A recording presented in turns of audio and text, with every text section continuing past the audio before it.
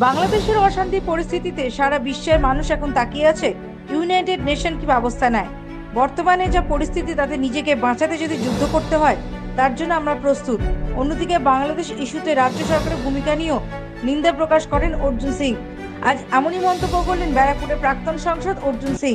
উনি একটা ডাক দিয়েছেন, কোনো ভিসা এলাউ করা যাবে না, কোনো আমরা মুসলিমদেরকে কোনো ট্রিটমেন্টের জন্য করাচি রাওয়ালপিন্ডি যেতে হবে। এখান থেকে যে জিনিসগুলো যায় বাংলাদেশে সেটা বন্ধ করতে হবে। তার পরিপ্রেক্ষিতে এই আন্দোলন।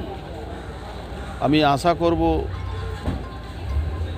বাংলাদেশের যারা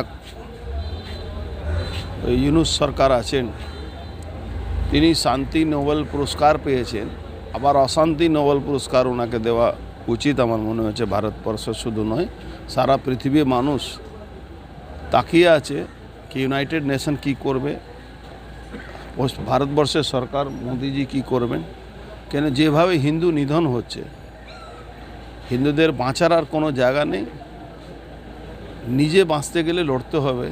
bureau report, the United India news.